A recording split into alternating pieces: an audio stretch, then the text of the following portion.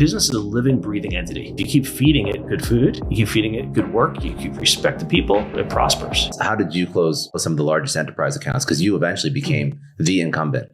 You became the largest provider. So you're closing like the Walmarts and the Gatorades. I was looking at the list of clients that you worked with. It's insane.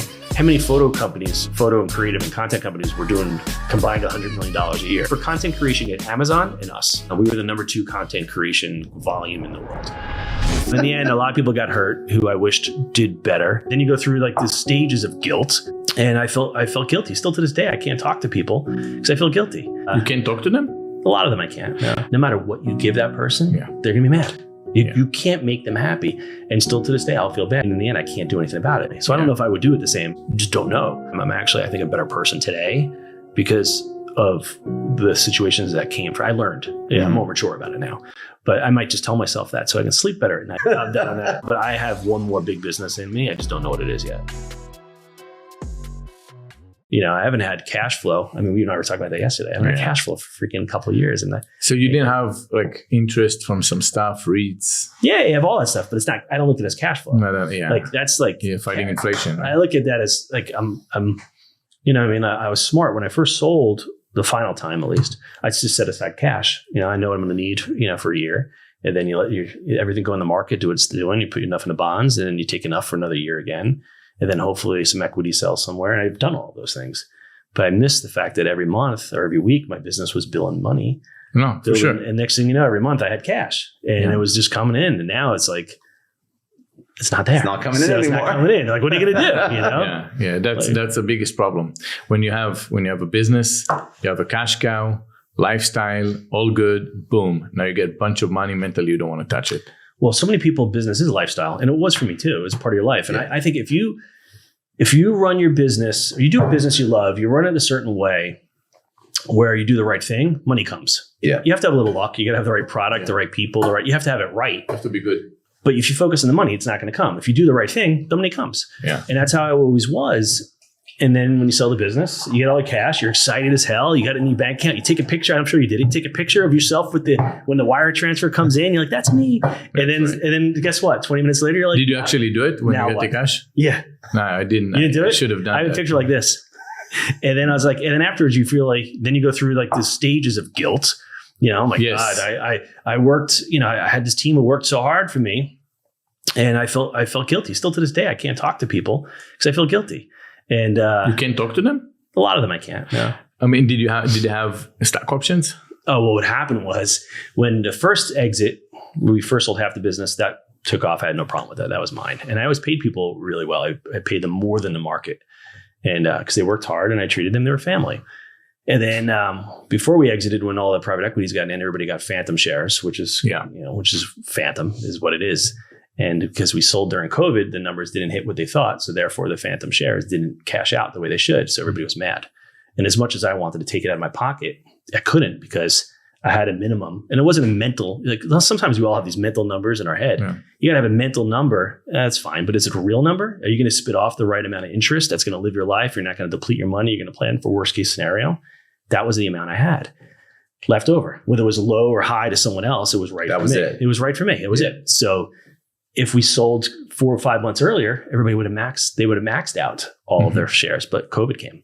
So still to this day, I feel bad seeing any of those people. That the way we've done this when we sold, because we had the same story with COVID, but a whole bag of stories of what happened. But at the end, when we sold, there were some people that came really at the end and their cash out wasn't big. Some people came early and they became multimillionaires. Yeah. And some people came in and they were doing such a good job. And so what we did was, and it was actually, I was glad because my previous partners, private equity, it's just the one that you love to hate. Mm-hmm. They were amazing. And they called me and they said, hey, let's go and give them bonuses. And they had no reason to do it because that's it. They're getting out. They don't even know those people personally. Like, let's give them bonuses. Whoever you think was involved in the business, if it's not an employee. Yeah. So we took a couple millions out and we just the people good. And I think almost tons of people had stock options. So it was nice. So in that case, it's hard. It's a challenge, yeah. It is. I mean, at the end, I'll never forget, we're on the call with the investors, everybody, and we're trying to figure out, what to dole out because we didn't hit the numbers because of COVID. And I threw 7 figures more back in.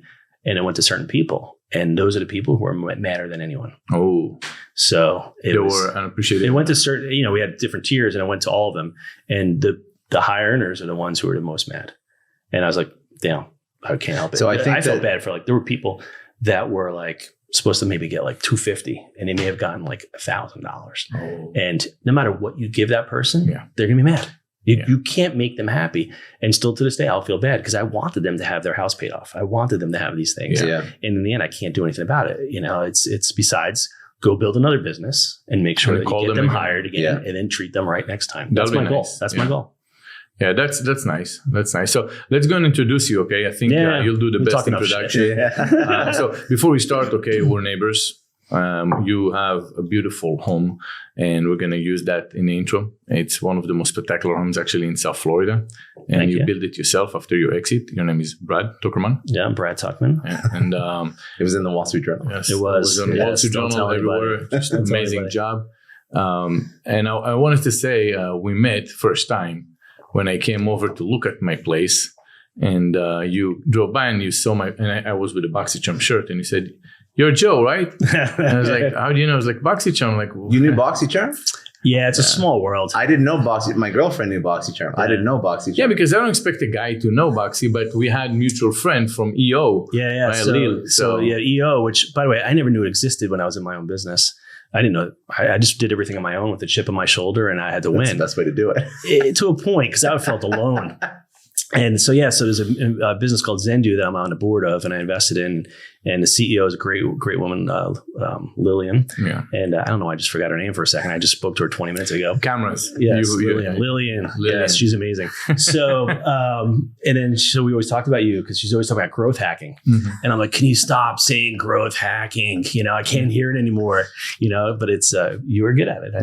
So that was my thing. Yeah. So when you came over and you said yes, and there's something before you buy a house when you meet the neighbors. It does something to you. You're just like, okay, I love this guy. I should have been an ass. It should have been an ass. Now you're stuck with me over here. Until you sell your place, I'm here. I'm not going anywhere. I'll probably buy your home. How long have you been here? How long have you been? I think 3 years and change. 3 years? Okay. Yeah. Okay. Yeah. So just for those who know Fort Lauderdale, I think that was the Wayne Huizinga's property, and you bought it. Who's that? Wayne Huizinga owns Waste Management. Where have you been? No, he owns Waste Management. He's a multi-billionaire, self-made, kind of like a guy that didn't graduate. Away now, but he passed away. Yeah. Oh, okay. He was Waste Management. He owned the Miami Dolphins at one point. Blockbuster. I'm not clued in right now. Okay. No, it's funny because the water taxi comes by always, and when they're not telling lies about us, they talk about Wayne Huizinga. And they talk about it like everybody would know. Not everybody knows who the guy is, nor should they. But he was some billionaire. He had multiple billion-dollar companies. And at one point, he owned almost this whole road. Yeah. So he sold it years before, and it sat dormant. Some fund bought it. And this road was neglected. So, I was looking for land to build a house. And, I think I felt in this town, if you're going to buy the nicest, like Las Olas, one of the nicest roads, buy a big piece of land right off of that. Eventually, the road will be fixed up. Yeah. We're getting close. The road's and you're pretty good at that, right? You've done this in this road, and now you have another project we're going to talking about a little bit after. But I want you to talk about your business that you exit, how you build it up. What was it exactly? So I was originally a photographer. Okay. In high school, I got made fun of. Everybody like, oh, you could take my kids' high school portraits one day. And I was like, yeah, screw you. So I went to college for it, RIT. And which ironically was the best school in the country for photography. I never looked at it. I just knew it was, and I hoped to get in, and I got in. So, so long story is, internships matter. And one time I took an internship between junior and senior year in New York. And I only got the internship because one of my professors mixed me up with another kid. He literally mixed me up. He thought I was someone else. And there are lots of Brads out there. That's why. Lots of what? Another Brad. That's why. Another Brad. His name was very close to mine, but not Brad. Johnny? No. It's, not everybody's a Brad. Do you know any Brads? Bread? His name was Bread? No. Do you know any Brads or no? No, not Brad. No, not friends. No. My wife thought she's British, and she thought everybody in America was named Brad. So it's pretty funny. She actually married a Brad. I'm like, the only person I ever knew was Brad was like Revenge of the Nerds. That's it. Yeah. There's not a lot of Brads. Oh my God. That's a good one. That's it. So hold me to a higher standard of Brad. But so I got this job as internship by accident. And sure enough, it was in New York City. It was running like early days of digital photography. So like really early days. And I didn't know anything. I had a book below my desk, and every time the guy walked out, I read it and I learned what to do. And so I fake it till you make it. And I kind of did that. But from there, I met everybody in my entire career, literally launched from that. All my big deals, early deals came on. All my relationships came on because I was recommended for a job by accident. That's amazing. It's ridiculous. And I talk about it as always. I'm open because luck is everything. You can only be so good at a job, and you'll still be broke. I mean, when you said the word luck in Hebrew, they're saying that if you use the Kabbalah terms for it, luck it's 3-letter words in Hebrew. It's M, Z, and L. M stands for place, makom. Z stands for time, and L to do. Mm-hmm. Right place, right time, and do. You have to actually do it at the end. So it is true. I think, if you just talk about photography, I went to school with some of the greatest photographers and their work was beautiful. Mine was And, but I had that business acumen, or I was able to turn into something else. And more so than not, I was in the right place at the right time. So how did you build a business out of this? Because we spoke about the story downstairs, but I'm curious. Okay, so go into it. So the first camera you bought, before that. So funny story is when I was in this New York job that I shouldn't have had, this woman walks in one day and she literally walked in like nosy as can be, like she owned the place. I was like, what the hell's going on? And it was like me in a room, and she just literally, it's like us here, someone just walking through the cameras, and like she's been there. Mm-hmm. I'm like, who are you? What are you doing? And she started telling me she's from Fort Lauderdale, and they're a pre-press house, and they were putting a studio in, and whatever. She's researching, and I was like, all right. So I spoke to her for a few minutes, and she's like, if you ever want to move to Florida, give us a call. So I go back to college. And then that winter, it's in Rochester, so it's cold as fuck, and it's snowing. So that winter, I literally go outside to de-ice the car. I fall on my ass, and I walk up, and I said to my girlfriend at the time, who's my wife now, I said, listen, instead of going to New York, let's just go to Florida. And she's like, what do you mean? I'm like, well, I don't want to deal with this anymore. And so I literally called the woman, and long story short, next thing you know, I had a job down here. So backtrack, I had a job I shouldn't have had. From an internship that you got lucky getting. Got lucky. So some rando walks into the studio. And you were with your wife at the time. Yeah. And she was on a visa, so we'll talk about that later. So next thing you know, we're finding ourselves on the auto train, and 2 days after graduation, I'm working for this place. And I worked there for about 2 years. I built a photo studio, and I hate to say it, that's back when like people were barely doing photography in newspapers. If you sold products, sneakers and whatever. So one of the bigger clients we had was Sports Authority back in the day, pre-Dick's. Dick's Sporting Goods, sorry. And we were taking pictures of shoes. It'd be like hundreds and hundreds and hundreds of shoes. And they were paying like $60 a pop. I was like, $60. But it wasn't my money. It was the guy who owned the place. So eventually, I had some interns, and one of them happened to have crazy cash from the family. And we just became friendly. And I remember going into my boss and I said, hey, listen, I need a raise. And he's like, what do you mean? I've been paying you 2 years out of school. You're making cash. I'm like, I know I am. But I also know what I'm billing for you. I said, so I think it's just the amount of time and effort and hours I'm putting in. I'm killing myself. And he's like, you're not worth it. And I'm like, all right, fine. So I literally asked my intern, and I said, hey, I met him at Arby's on Oakland Park Boulevard. And I said, which isn't there anymore. And I still like Arby's fries though. But so I said, let's meet, let's talk. And I meet him, and I'm like, let's start a business. So I didn't have the cash. So luckily he had the cash. He loaned me the money. And we started a business together, and that lasted because it was, he didn't really need the money, and that lasted a couple of years. And I bought him out, and from there on, I just I had to win. So I just kept growing the business, and I didn't have an EO, I didn't have anybody. I was just learning on the fly. What years did you buy him out? 99. 99. Okay. And then from 99, you run it by yourself. You had... you started hiring people out, right? Oh, yeah. I already had people working for me at that point. How many W-2s did you have when you bought them out? 3. And then when you sold the company, when you merged the company later on and sold it, how many? We just exited. We had about 1,000 W-2s and maybe 4,000 1099s. So it wasn't a small business, right? What's the criteria? More than 500 employees, it's no longer a small business. Yeah, it was big. Yeah, and it's like it's a photo studio business. So explain what the business. Yeah, we were doing a lot of portraits for people in high school. Okay, no, I'm kidding. Oh, I have no idea. You tell me. Porn. We were doing porn. No. So when it's funny when people ask me, "What do you do?" Really, I'm like porn, and they're like, "Oh, really?" And I look at you, I'm like, "No, that's right." That would have been good for this podcast. We would have a lot of questions. Well, I tell most people I do that. that, so it works out better. I tell them it's just my wife and I, though. All the porn's about us. No, joking.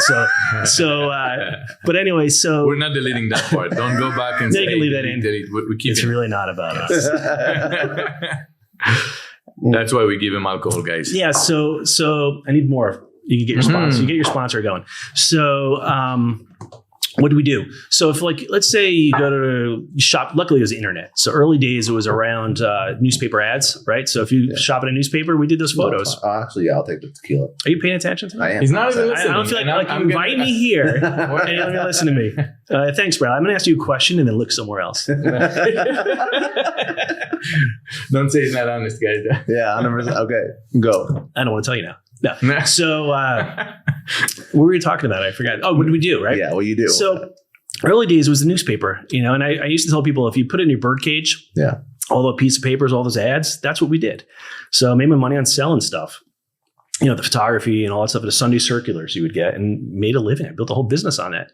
Design, photography, copywriting, multiple languages, whatever. And then internet came around, and next thing you know, we're doing thousands of images. Instead of doing 20 a week, we were doing 20,000 a week. You know? So, and that needed a lot of technology. So we built our own technology that allowed us to tie into the back end systems and shipping, fulfillment, and all that stuff. So we would find ourselves in the warehouse distribution centers in the middle of nowhere.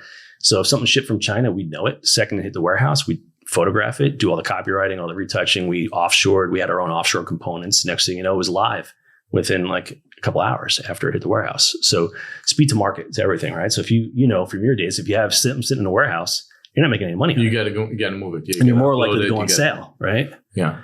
So I'm trying to understand. I'm going off because I want to understand. So say a company that sells shoes right now or clothing online, right? They would go and say, I'm buying 1,000 styles every day. I'm putting it online. I need 1,000 styles a day. Now, one option is to have in-house photography to get everything and upload it. The other option is to go to someone like you and say, we're just going to ship you those products and then just throw it to the garbage, whatever. Bill me for each style every day, 1,000. Right? So is that yeah? And you build a machine around it. But a lot of times these companies, it's one thing to have employees to be able to turn the work out. And in a perfect world, something's coming every day. It doesn't come that way. And let's say you're a bigger company that you have 3 brands, and guess what? Christmas hits the same time for all 3 brands. Every sale hits the same time for every three brands. So next thing you know, you're hiring triple staff, and then you have your peaks. They're all working. Then suddenly you have everybody not working. Yeah. So, or you just hire a portion of it. Then you wind up freelancing everything.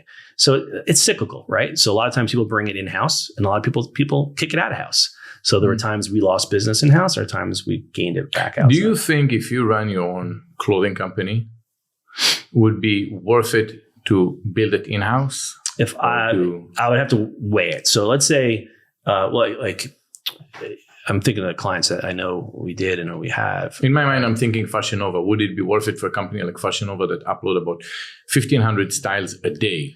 Would it be worth it for them to go and outsource it? I doubt they're even doing all the photos themselves. They're probably getting a lot of it vendor provided. So even though they're buying it, manufacturers, whatever, they might be getting it from the warehouse. Same models, I guess. Like they don't have just a stock photo. If it's the same models, and so there's a couple of ways you can do it nowadays. You can also not shoot the model on a model, and then they're digitally done on it too. But the reality is, I would probably.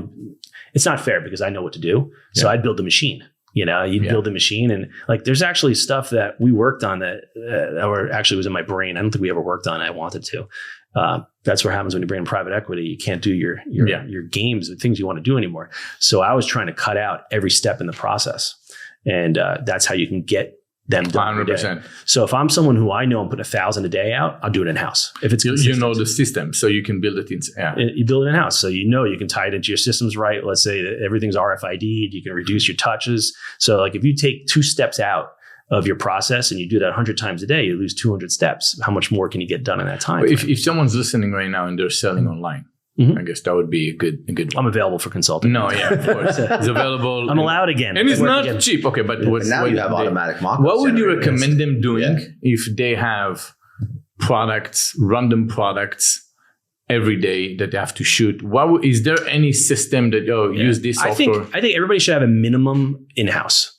Not everything. I think if you have enough going on, you should have someone there every day, because no matter what, you have social content, you got your other things. You can get a basic, I hate to say basic, but like a mid to low level photographer, have them on staff every day. They're going to get stuff done that you need. Just make sure they have other stuff to do and know you're not going to maximize them. Then when you have your peaks and valleys, then you have a partner to do it. That's the people I always felt were most successful when you did a bit in-house, you did a bit out of house. And I think the world is like that. I always say people jump from ditch to ditch. You're in this ditch, it's all wrong. Then you jump in that ditch. It's all wrong. And you jump back in that ditch. 100%. And that's, I'm not getting political, but that's the political life too. It's either or. Well, how about somewhere in the middle? So I think when you think of content, you should have a little bit in-house and a little bit out of house, and you flex either way. And it's about having a partner that you have out of house. So in the end, you're not negotiating them every week, because you know they're being fair, you're being fair. It's a win-win in the end if everybody understands what the deals were. So I would say if everybody that's out there, you can do a little bit of both. Yeah. How'd you differentiate like your business when it was on the come up? Like what made you different than everyone else who's trying to do this? When it was just me, it was bringing donuts to clients. I mean, that was differentiator. I was nice. I showed up. I got the work done. If I screwed up, I admitted it. It's honesty. And delivering, over-delivering, and delivering again. And then being nice at the same time, treating your people nice. If they're in your office, you do the right thing. And then over time, it became about your team. Does your team have the same mentality? They have to be kind. They have to over-deliver. They have to care. And that was always what it was. I hired people that cared. And I think because, especially early days, I was with them. So they knew I was with them. And they knew I might have owned the place, but I was there with them. I didn't go home early. I stayed with them. I did everything that they did. And then how did you close you and plus team, close some of the largest enterprise accounts? Because you eventually became the incumbent. You became the largest provider. So you're closing like the Walmarts and the Gatorades. I was looking at the list of clients that you worked with. It's insane. The clients were big. It was funny because when you're chasing everybody, it's easy because you're looking ahead. But when you're in the front, you don't know what's behind you. So it's a different fear. Before, it's less fearful when you're chasing to win. You're chasing with like, you're salivating, you're angry, you want to win. And then when you're there, all you're doing is looking behind your shoulder. It's more stressful because if you lose, then you're whacking clients. Whacking employees. You don't want to do that. Their team, their family. And I couldn't handle that. It was stressful. I liked winning. I never wanted to lose. That's why it's good to exit at the end. Eventually, so I get to the front now. Time to sell. There's no more front than that. Yeah. I think I exited at the right time. The first time I brought equity in, it was the right time. Yeah. How was it the right time? Why? I felt the business was at the right time from the e-commerce world. It was allowed to. I left some skin on the table, meat on the bone, whatever you want to say, for the next group to come in. And I rode I rode half the equity. So I felt that was the right time. I got out. I had enough. I was good. I was set. I was in good shape. Then the second time, we were about 6 months too late. COVID hit. So and that's what life is. You just can't expect everything to go perfect. So let's walk through like all the different, like the first, I guess, exit event where you took some money out. I'm going to ignore you while you talk. Hold on. Okay, go for it. What's that? So look at the picture. Of he's talking. Yeah, hold on. Let me talk. Walk through the first exit event. Yeah. And then, because I want the whole story of first exit event, then what you negotiated, partners were like, how deep you want to go on this? I don't know. That's fine. So because I went through a couple of early on, I had companies that tried to acquire me because I was growing. I was, at that point I was like a 40-man shop doing a couple million profit a year. I mean, we were doing well. And so you had public companies trying to acquire us and say, come in, run our content, whatever. And I went through 2 of those with one company and I walked both times. First time was just too little money. The second time was the right money. And I just left because I just didn't want to, I was never planning on leaving. And I just couldn't see myself working for people who were disrespecting me during the process. I was equally to blame though, because I didn't bring in an investment banker into that transaction. I just thought I could do it with a buddy. And I advise anybody, if you're ever going to do a transaction, bring an investment banker in. If you think you're giving them a commission, let them take it because they're going to make more money for you and they're going to get the deal done. And then you hope your attorney doesn't screw up the deal too. 100%. So that was the. but no first time founders ever know how to deal with an acquisition event. Like you don't know anything until you fail. Exactly. So you were, you mentioned like, my books weren't 100%. I was trying to figure that shit out. Like, this is like a slap to the face to anybody who tries to go through an exit for the first time, right? It's funny you say that because the first 2 times, my books were a mess because I was young. I didn't care. When I finally did the transaction of that you walked away from the one where I brought private equity in. Okay. If I hired a CFO years earlier, I would have exited for more money. In fact, I may not even sold the business because I would have had more visibility to my business. Mm-hmm. I probably would have been able to run it better. So I was so caught up in controlling everything, and the financials made sense to me. It was my business. I could predict everything. I knew to the penny what we were going to make in profit. But guess what? Only I knew it. So I was that cog in the wheel. And I learned from the failed transactions that I walked away from that I was the cog in the wheel. And I took myself out of that, except on the finance side. I was still intimately involved. And I knew in the end, if I bid this on a job, I knew what my profit was going to be. And it worked. I had a plan and I executed it. But then you bring in private equity and everything changes, right? So, but back to your question was, so then I finally, after going through those failed acquisitions, I realized I hit scale and I was growing, and I was like, all right, my next step is to go back home, go back to New York and open up a studio there. And I didn't want to be one of everybody else doing the same thing. And I was used to dealing with clients around the US, not New York. Very different mentality, it's just different. So I approached my competitor, and we were probably both around, let's say 40 million in revenue each. And we only had $100,000 overlap in clients. So wow, totally different markets. Mind. Yeah. So all this time I thought we were competitors. We weren't. You weren't. We were at going all. after different clients. I've been looking in my rearview mirror at the wrong people. So I probably could have been happier. But anyway, so I said to him, listen, I'm going to come to New York. We're going to compete against each other. I just swung for the fence. I'm like, why don't we just get together? Let's learn about each other. Let's look at your books. Let's look at my books, and let's see if we can merge. And fast forward a couple months, they were all good guys. And we said, all right, let's do this. Let's merge our businesses. And we were going to merge it. So we got together as a handshake, and we were all that type of people. We literally handshaked. And we didn't officially merge until we closed a private equity transaction. So we consummated at the private equity. So we went almost a year being as one company. This is so rare. So you went. I'd never do it again. $40 million business. That's stressful as hell. Handshake. No, you should never. That's not recommended. Don't do it. Anybody. I promise. You got lucky. Not because it was bad. You get screwed. I've gotten screwed more times in my life, but apparently on this one, you guys are still this friends? one. Yeah, I'm friends with them. Yeah, it was complicated because our businesses were around the same size ballpark. They had sexier clients than me, but I think you were more I think we were more. I think EBITDA wise, probably because they were in New York, they were headed higher markets. Yeah. It was just different, and it was interesting. And I loved we were very different. I locked people into contracts. My goal was to get into a 3-year deal. And what I would do is after a year and a half, negotiate another 3-year deal. They had a different mentality, no contract. They said, we don't care. You don't like us. We don't like you. We could fire each other. And they ran their business that way. Wow. And it worked for them. It just wasn't how I did it. So when we got together, we did that, but it was 5 partners and me. So they had 5, I had me. So let's just say we were 50-50, 5 guys on an exit split the same money I got. Yeah. So it definitely created a certain level of, I'll say, any word I come up with isn't gonna be right. Discomfort. How's that? So, and rightfully so, I understood. But it was right for them to do the deal, and it was right for me to do the deal. So we rolled at half the equity and kept the business going. And they brought private equity in. They brought the different CEOs in, and very often you have these dreams and you have a vision, but you bring private equity. They didn't want to have their CEO running it, because I know you didn't want to run it. I didn't want to run it. I just wanted to be I'm a strategy guy. I was happy to deal with sales and strategy, but the burden of having that many employees and the risk and all of that stuff on my mind every day, I would always have it on my mind, but I knew what I was good at, and I was good at creative and strategy. And that's where I should be. Yeah, I was doing creative strategy for my business, but I would be flying to different clients, board meetings constantly, and I would be the strategy guy. And I still do this today. I shake the tree beyond where it needs to be shooken. If that's a word, shaked. So shaken.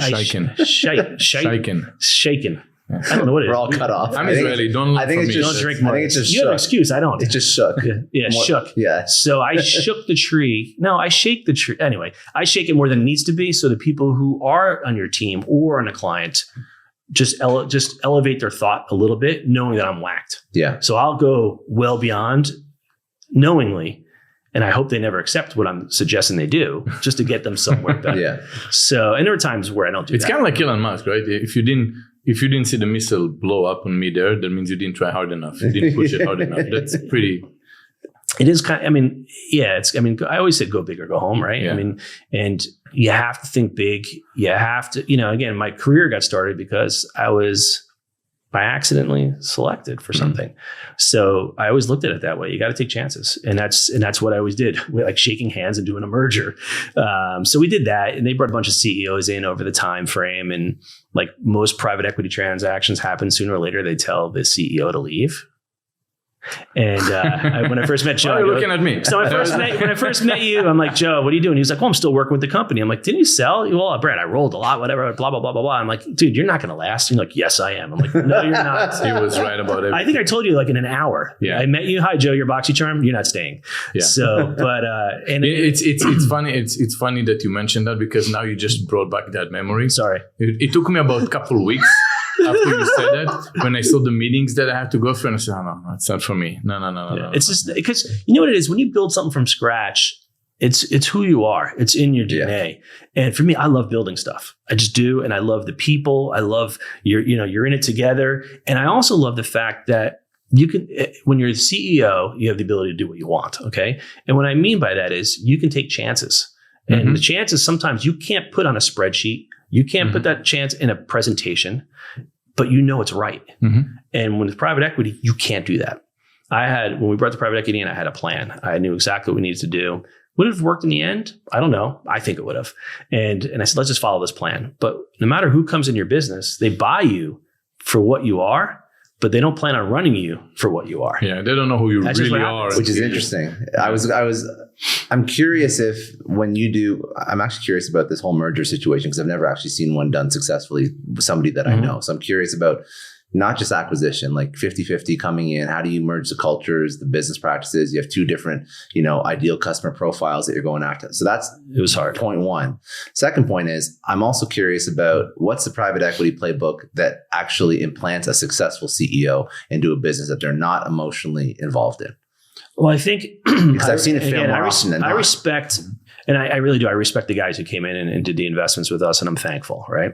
And I'm not just saying that. I am. It's not easy, and coming into a creative business is not easy. So I think if you're private equity, you come into a creative shop, you're not going to get it, because it's two different ways of thinking. You're either thinking by spreadsheets or you're thinking by creative artists, and then the spreadsheets are part of that. But you can't always make the decision, like I said, that's based on paper. Do you think that's the way? I mean, I think that's traditionally how we would think, right? Because you would think that, okay, you have spreadsheets and processes, and then you have the creative. But I think the third part is just simply results. Listen, revenue fixes everything. Yeah. if you don't lose a client and your numbers are happy, they're going to stay where they are. They're not going to just let's mail. Yeah, but the product's going to be watered down if you're leading by spreadsheets. No. But if you go, I feel like when someone goes and takes over, the challenge starts where they focus on process, not results, and that's when you start having too many meetings that are unnecessary. Everything is equally important instead of actually focus on what's really important. So, and then you don't get the results, and that's where you start arguing. And it's hard to see the trees with all the forest, because they're gonna find that, well, that idea wasn't good. No. It's the way that our life is right now, when we have to be on 7 hours, 8 hours, 14 hours corporate meetings where we didn't have that before, and then nothing gets executed right. I think there's a little bit of that truthfully everywhere. But I think about this, like, let's talk about where people came from, right? I was creative, not a very great creative. I was better at business, but I was still creative. And now what's funny is I'm good at creative. I wasn't as good before I was. But anyway, and then you have people who come from prestigious colleges that are great into all the business and science of business and all that stuff. They're not entrepreneurs. And I hate the word entrepreneur because everybody says they are one. And often they always talk about, I had 5 businesses. I'm like, all right, but how many of them are still in business, and did you sell any? Yeah. If you didn't sell any of them and you're not in business anymore, you're not really an entrepreneur. You just start a lot of shit. So I don't like the word entrepreneur. But anyway, but if I'm going to say I'm one, that's who I am. It's in my DNA to think that way. And it's in their DNA at private equity to look at spreadsheets and think the long game. And I remember one time they said, Brad, it's a marathon. Why are you in such a rush? The business is a marathon. And I'll never forget saying this. I go, a marathon, yes, it's 26 and whatever miles, point whatever. But there's sprints throughout it. Just like a bike race, there's sprints. If you miss that one sprint, you're never going to win the marathon. Yeah, because you lost that sprint. So I look at business, it is a long game. Back then, I didn't see it as a long game. It was life or death every day. Yeah. But now I look at it as a long game. But you also have to be ahead of it. And as an entrepreneur, sometimes you're too far ahead. I was too far ahead a few times on investing in software way too early, designing it, certain things way too early. And I've done that. And you learn from that. And I think you have to learn from your mistakes. So I think I respect the value of what a private equity person would come into. But if I was to go down that path again, now I'm more knowledgeable, I'm more mature, I would choose them differently or be upfront with them with what the business is like and being controlling more. But because I was doing a simultaneous merger with 5 partners, I just wanted to get a deal across the table. And I thought they were good guys, and they are good guys. It just, in the end, wasn't a right mindset. But that's the issue, because that's usually the case. So by the time private equity comes in, the entrepreneur, the founder is like, I just need to get this deal done. Like, there's a reason why you're shopping the deal around. Like, there's a process. Yeah. I mean, now that I've been through it on both sides, because I've also been on the acquiring side, you go through the valuation, you get it right. Yeah. Then they send you the paperwork, you devalue it a little bit. Then you see it, you ask them for their health insurance. You realize they're not providing enough health insurance, whatever. You devalue it again. Then you realize they're not putting enough in 401k. You devalue it again. You just start beating them down, right? And it's true. It's those things they should have been doing, but you're putting a multiple on that. So if anybody who ever looks to sell a business, what your LOI looks like, the odds of you finishing a deal at that LOI are 0. That's why it's an LOI. It's not binding. It's intent. So I think that's the important thing to think about. Yeah, well, the philosophy that I heard years before I sold my company, and I had 2 exits, right? Because I had the first and then the second. So every time I talk about something, it can refer to my first partners as well, equally. So it's like the idea was to sell when you don't have to sell, because you need to go and be comfortable walking away. So the number you get is the number, because in both cases, I get the number that I had on my LOI, because every time I was willing to walk away. And I figured one of the times when I negotiated, I remember that, the numbers every time were like crazy numbers for me. Mm-hmm. First time and second time, both of them are life-changing events. And then I sold the other company that I have. So I've been through, actually I've been through 3. Okay. I want to say I've been through 3 exits, but the idea is that if you're not willing to walk away, you're going to get squeezed. Oh, they're gonna hear it on the conversation. You need to go and tell yourself, if I am not selling, this is my plan B, and you got to get fucking excited. I agree with you. Plan. But this is where the handshake with the merger before a deal didn't work. Because if I walked away, I was already in bed, and they may not have wanted to do a deal again. So at that point, I was like, just get a deal done. I don't care. And then when COVID came, how much were you shaved, like percentage wise? It was a little bit about the dollars up front. Let's say 20% up front, but then they put a liquidation pref on the back end. So, which in my mind, I was like, who cares? We're going to. Because you didn't care. You're like, I'm selling 50%. I didn't care. I knew I was set anyway. And I didn't want to go through it already. I knew it was already life changing, and I was fine. And I truly believed that I was going to be involved until I died. And I believed that the business was going to do what it was going to do. And I didn't care. So if I lost a little bit on the back end, I didn't care, because I knew I was making a better decision for my family and for myself, knowing that I could put that behind me. I've been reinvesting in the business. I was debt free. I was just reinvesting in the business. So I finally, all right, I'm good. I'm set. I can walk away. See, I need to understand something, because I come from an operator side, like everybody here. And now I'm going in on the investment side and looking at private equity deals, and very small, and looking at some venture capital deals and angel investment. And looking at these deals, I still don't understand why I'd ever remove a CEO that I bet on. And it doesn't make sense to me. But there seems to be a common theme, and I'm trying to wrap my head around why they do that. I think very rarely does a CEO make a founder. Okay, so it's different. If you're coming into a company as a CEO and it's not your business from the start, I can see them being there forever, because they're already a little more, I'll say, corporate savvy. Whereas if you're the founder, you're not. You're just used to doing it yourself. Yeah. And that's going to always have a clash with private equity. Very rarely, I think anybody can continue onward. And I've seen that since I've left my business. I see it very differently now. So now I'm like, that founder's never going to do that. I know it. So I see it now from the other side. Yeah. So I know I was a little emotional back when too. I was like, because I was so high strung and I knew what I needed to do. I knew if I had the merger and the private equity money, I can go buy these 4 companies, do a couple things, package it up and sell it. And they would have made 5x. And I actually did the math. I had the whole plan. I said they could 5x their money in 3 years, right? Great win. And that was my plan. But 3 became 4, 4 became 5, and then COVID came. So, and I don't know if they went my path, maybe it would have worked. I still think it would have, but maybe it wouldn't have. I don't know. So did I exit and do well? Yeah. Did COVID kill us in the second exit? There was an upside that Absolutely. you lost an upside. I lost a lot of upside. Yeah. I got upside on the second sale, but and it lost hurts you after. It hurts you because after you get the money, that's it. It is it. And now, okay, I could have had that, and now. What's funny is that it was early COVID, so I was happy just to be done because I was worried about risk because they were doing cash calls because suddenly product wasn't coming from Asia. You just had issues. And I was like, all right, let's just be done. And then after a year of lockdown and whatever and everything else, now I'm happier than ever because it gave me a chance to sit at home for a year or so and decompress because I wasn't really allowed to work, So it was in the end, I wish I had that extra money in the account, but at the same time, I'm actually, I think, a better person today because of the situations that came from. I learned, I'm more mature about it now, but I might just tell myself that so I can sleep better at night also. But, in the end, a lot of people got hurt who I wished did better or did anything. I feel we're two therapists right now for Brad. I feel that for sure. We need to have a couch. No, trust me. To be able to talk about shit like this and be honest about it, it's important to understand. Because look at it. But notice this, okay? Yeah. People that get stupid amount of cash can live forever, lavish lifestyle, still have problems. We get anxiety after you get the money. You get regrets that it wasn't exactly the same way. There are ego issues after you sit around the table with another person that take over you. And you don't really realize it when you have it before. But why would you get angry? You get all that cash. Once you get there, it's part of your image. It's part of who you are. It's part of how people looked at you, and now all that is gone, and that has a value of currency of its own. It's like, what do you do with that? Well, it's funny because I know people who've sold their businesses and they've been worried that they were a one-trick pony. And I'm like, well, do you need to be a two-trick pony? You know what I mean? Why does it have to be a pony? So, and don't you see the value for it?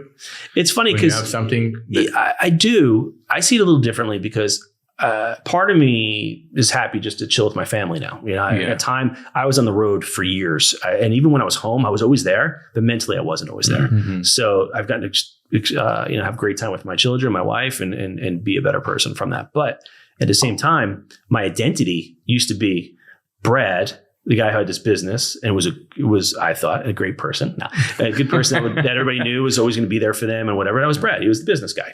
And then it was also Brad, the guy who was the parent of these kids and the husband, whatever.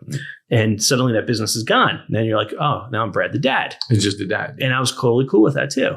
And then eventually you realize, all right, well, I'm pretty young. What am I going to do the rest of my life? And it's in you. If there are people, and I wish it was like this way, who are happy, just getting up and doing almost as little as possible that day. That's not me. I need to be working. So it was really difficult for me to get How much do you miss to be the guy with the ego in the room?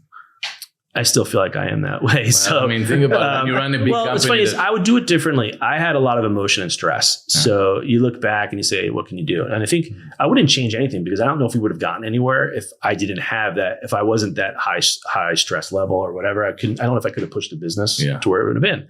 Looking at it now, I think, unfortunately, sometimes ignorance is bliss, right? So I was younger, I was naive, I was ignorant. I just had one goal in mind, and that was to win at all costs and get there and kumbaya, let's do it together. And now I'll be thinking a little differently. So I don't know if I would do it the same, but for all I know, I'd do it better. I just don't know.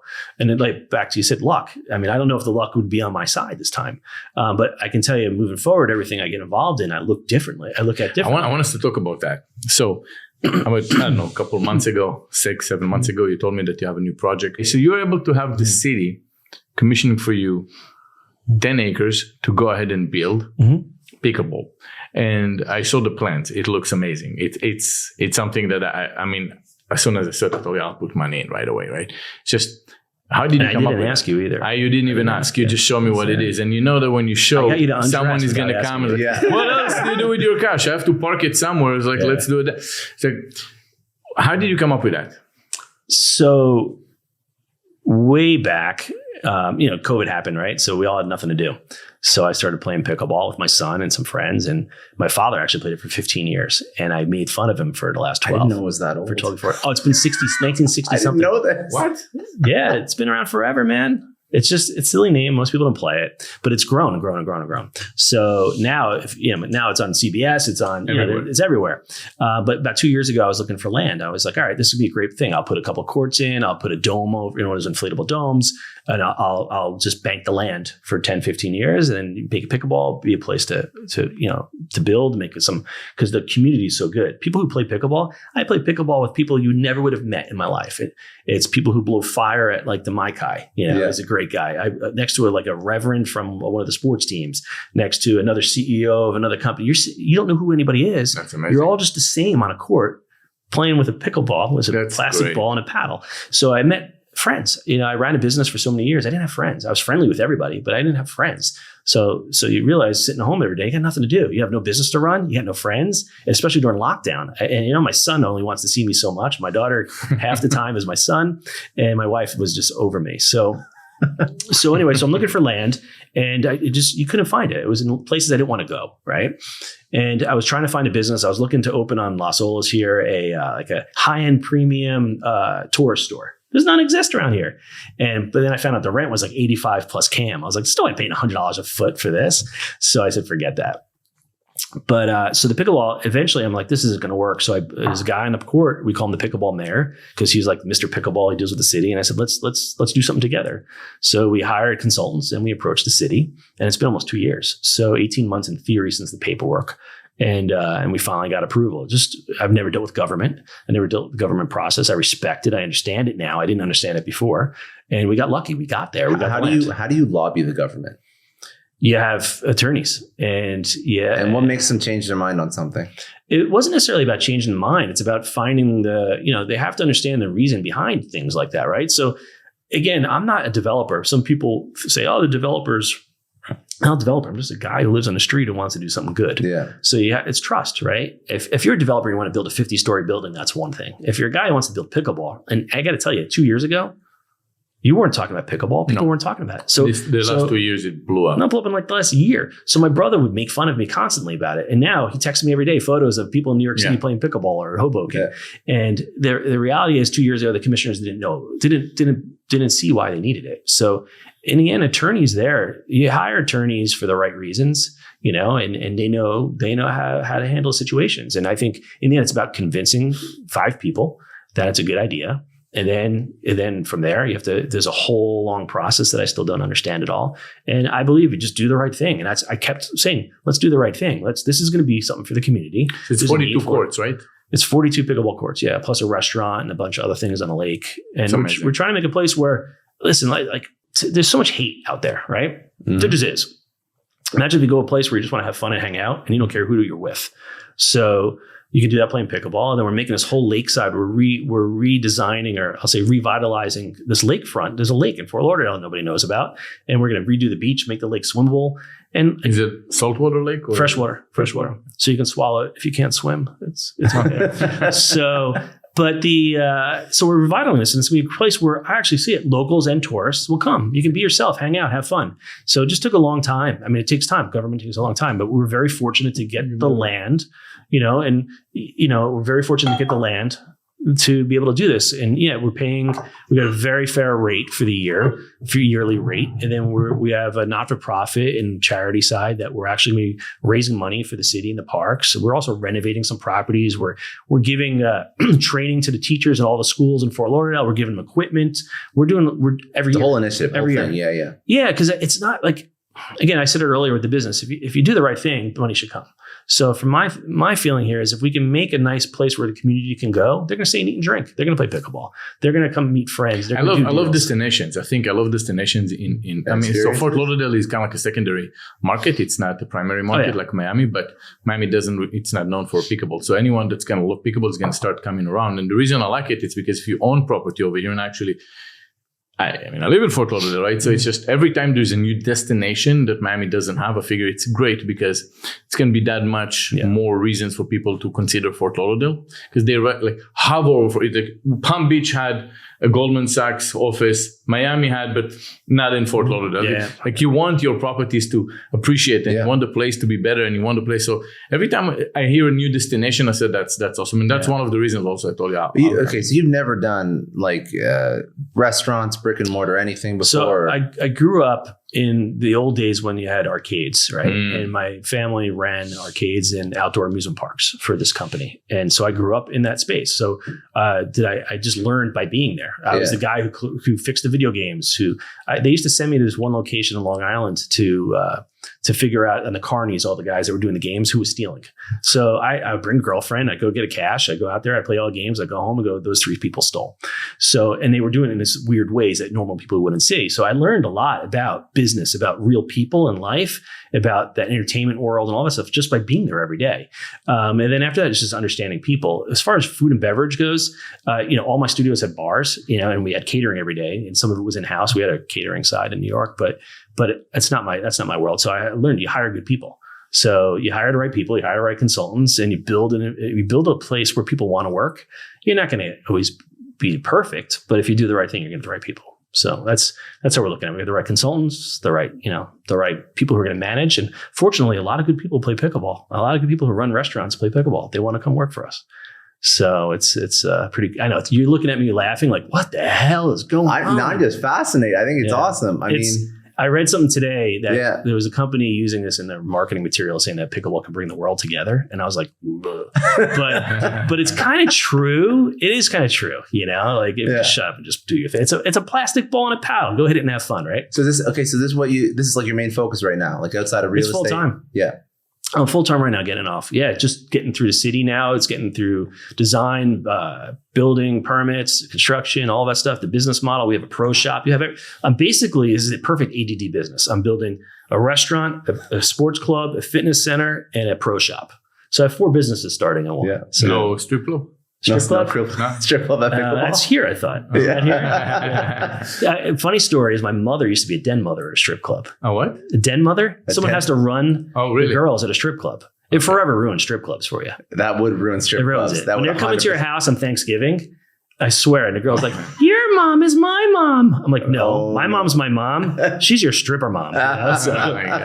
So that's awesome. Yeah. So you have the exit event. Now you have some spare time. This is what you're working on now. Yeah. Where else do you put money? What's your, is it real estate? I've been putting my time places also. So you're talking about advising and mentoring. So I'll sit on some boards. I'll invest in some companies, but I have to like the CEO. I have to like the people, and I have to like the product. Yeah. And because even if I lose over time, I still want to enjoy the time I'm doing it. Right.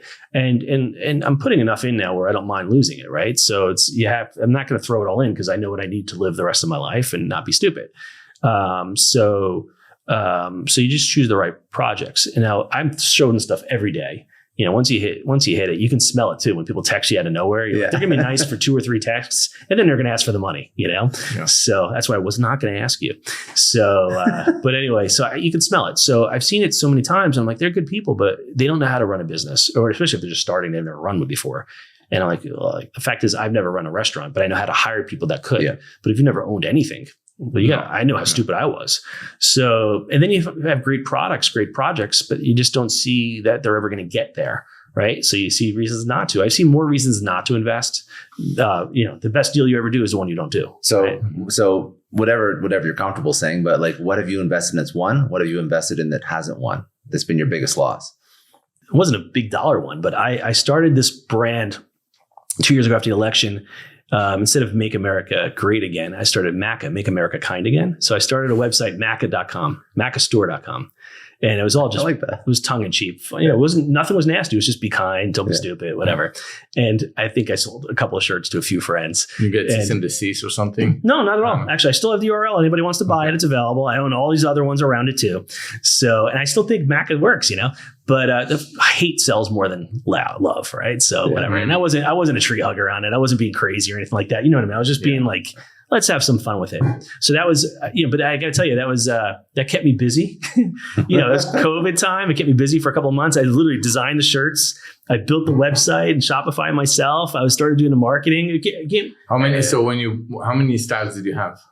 Wait, I was bored. So I wasn't making hundreds. So I just kept making more. And my goal was to figure out quickly what was working and not, and then just whack it down to a low amount. And I still have the website. We'll see how it goes. You have a bunch of shirts now? I took it all. No, what I was doing was, so I was testing it. I was doing fulfill on demand. So I just had the guys, they print on demand and ship it for you. And it was really nice. They did a simple job. It doesn't look as good, but it's good enough. So, so I was doing that just to test it out. And also it gave me a chance because in the past, I don't know about you had a team of people. I was used to having a team of people. I would go in a room like this, bring in 8 people. I'd go on a whiteboard, write some crap up, come back in 2 days. I didn't have any team. At first I had one person. Oh, eventually, before you were done. Yeah. When you were done with the business, you had a team. Yeah, it depends for what, but yeah. Yeah, so my creatives, I'd bring in my creatives. I'd throw some crazy ideas out. I'd give them the lead. I'd come back the next day. It would look beautiful, right? Yeah. Now suddenly I'm home by myself. I got nothing to do. Everything is you. And I got no pull anymore because I'm not hiring anybody. So next thing you know, I'm like, all right, I'll learn how to do this. So it was good to do that. So that wasn't a big fail. Get me busy. My wife thought I spent like hundreds of thousands of dollars on it. And she's like, what do you mean? You spent so much money? I'm like, actually, I spent like $6,000 on it. Wow. I said, but it was probably about $5 million of my time. Yeah. So, and then I've invested, there's brands that I've invested or taken, consulting roles. There's one called Johnny O, which is a men's apparel. They have a little guy holding a surfboard.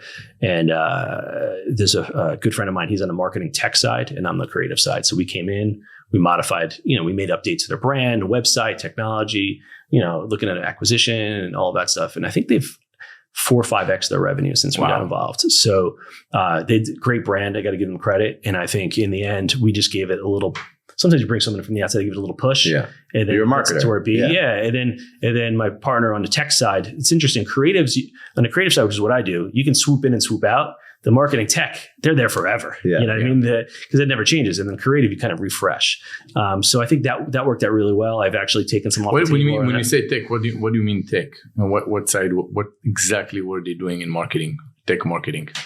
Tech like technology. Oh, the tech. Oh, so everything from the whole back end to the website to dealing with the customer analysis stuff to all the tools you put in place to actually know who's shopping, who's doing what. What's that? Social media. Oh, of course, all of that. Yeah. Was it under tech or was it under creative? That's interesting you say that because it's a mix of both. And when you talk, and it's funny, is my friend Kurt, he had a digital tech agency and he sold it years ago to I think Publicis, one of those big firms. And we talk about it that if we just did what we do together and we started a business again, we kill it because I respect the tech, he respects the creative.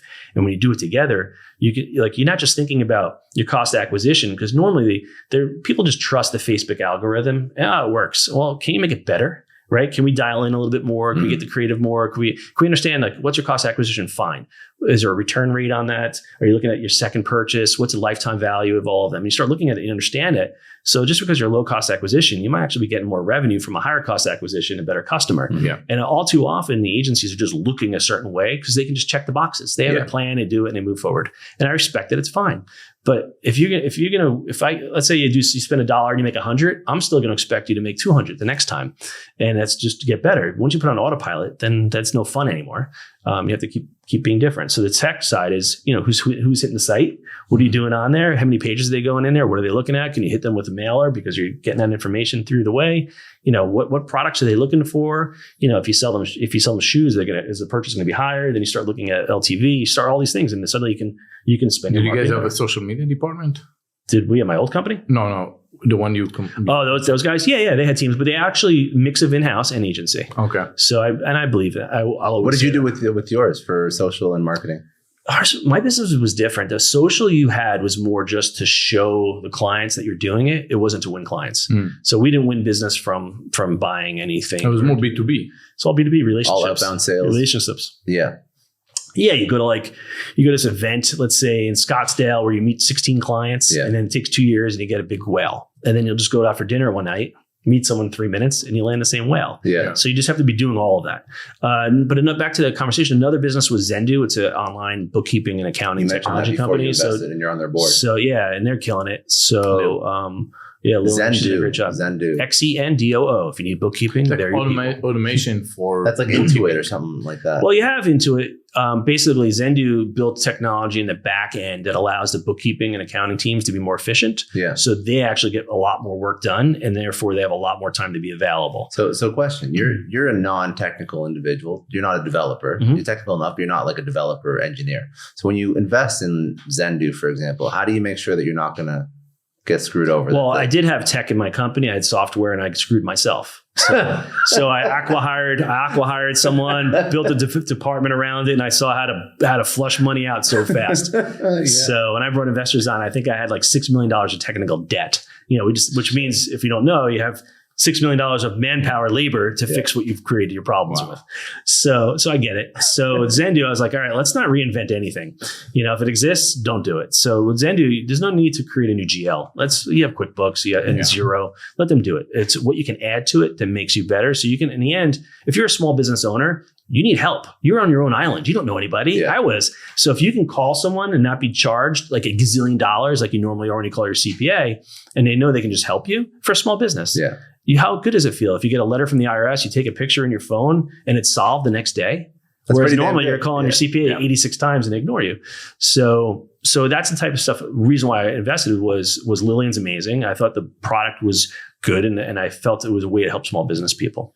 And when you look at a founder, what makes Lillian an amazing founder? She makes me seem like I'm boring. She's so more type A than me. She's crazy. Yeah. She knows everything. When I first met her, she came into my studio once, an EO group. They asked me if I could speak to them. I'm like, all right, cool. I didn't care. So they came and talked, and we were sitting at a table and everybody introduced themselves, and Lillian went into what she was building at Zendu. And I said right there, either she's the smartest person I've ever met and knows her numbers, or she's the biggest bullshit artist. But either way, I like her. So she actually knew her numbers, Good. So she could bullshit too. But she's very passionate about that, and it's. I think someone told her it's an amazing. It's the most boring business that makes a lot of money. They phrased it was better. Jason Calacanis. He said, "This is the most boring business, and you're going to print money." Yes.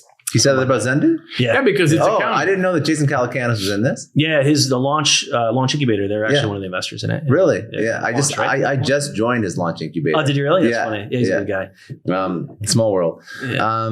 Do you look at the same, like I'm curious now, when you look at founders, what do you look for? I mean, I want to know that the founder is a marketer, because if you tell me that what's the most important role in a company today, I feel it's specifically, but even for B2B, you got to be a marketer. I can't just get all engineer, focus on a product, because if you're all engineer and you zero marketing, marketing doesn't just mean that you can kind of like create a storefront in the most busiest place for free, kind of like location back then, but today it's marketing. Not because you can only create awareness better, faster, and cheaper, or maybe the UI, you can create a better UI than the competition that would have a better stickiness. It's also because you'll understand the consumer and you can create a much better product market fit. If you're just an engineer and you don't know anything about marketing, you're going to be detached from the consumer and you're going to optimize something that shouldn't exist. Yeah. And you love your product too much. Yeah. You're blinded by it, right? Yes. And I think marketing it's again, because I'm a marketer, I'm originally a photographer, so I'm visual, right? But I'm also, people used to say I was really a CPA in a photographer's skin, because I actually looked at the data, right? Yeah. And a marketer, to be a that's good the most powerful kind of operator, though, like a creative marketing plus, the numbers. That's your numbers, yeah. You should just let your CFO eventually do their job better and make more money. But it's good if you get both of them, because you can run faster without going back and looking at this. If you can run both of them simultaneously, you can just move. But Joe, I think you're like me in this case. There are times where you're thinking so far ahead that it's hard to communicate it with people. And that was always a problem I had, right? So a marketer in your own company, like you walked in the room, people listened to you, right? But did you find often that they weren't necessarily on the same page with you because you've been thinking about it all night, all day? And it depends which ones. It depends which ones. If I found that the younger ones, I mean, it just depends. If you are a marketer that's good, that I decided, that's a rock star.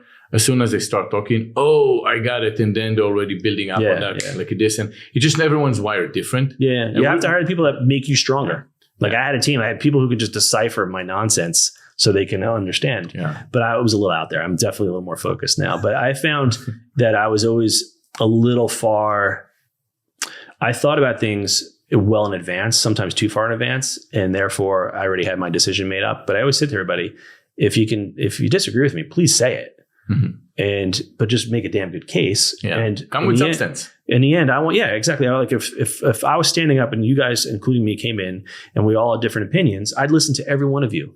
And what would happen is I'd go with a little bit of each of what you said, or all of one, or none, right? And everybody left. Usually, the ones who didn't get their stuff, they'd think I just gave in to the one or whatever. But in the end, I weighed in on everybody's decisions. And if you have to be able to adapt fast, if you screw up, you better run an audible. Don't fast. you feel that after a while, if they see, you know what, he makes all the right decisions at the end, I'm just going to shut up. If he said no, it's maybe he doesn't articulate maybe the way I wanted him to articulate this. But if you know your shit and you're always making the right decisions, eventually you get that respect, and they might go back and say, can you just break it down to me a little bit more? And then you tell them that. I think the word always is a little scary, because I'd like to say, I always made the right decision. But I think as a whole, the sum of if you read my book from beginning to the end, it was a good decision. But on some pages, I made really bad decisions, but they were normally short-lived, because I was able to rectify it. Most of my decisions were usually around stuff I didn't do enough research on. Like if I was acquiring a tech guy, I didn't do enough research. That's where I failed. Or I put someone in a leadership role that was wrong suited, and I made that mistake where they were amazing on the outside. I brought them in and I realized that they weren't amazing, and I didn't make a decision fast enough to end it. Those were the mistakes I made. It was never about the day-to-day or how to approach a client or how to do something or a decision where the business needed to go. It was usually about a person. I guess my idea was more about product decisions or marketing decisions, or in your case, it would be, I guess, more tactical on the... But you should still have somebody. So I think I get your point, but I think that even if you were right 99, to your point, if you're right 99% of the time, you should still have a team that has the radical candor to say, 100%. This is why I think, 100%. And then you just check yourself. I agree with you. I feel like the ones that you can tell they're not going to work are the ones that are yes people. I can't.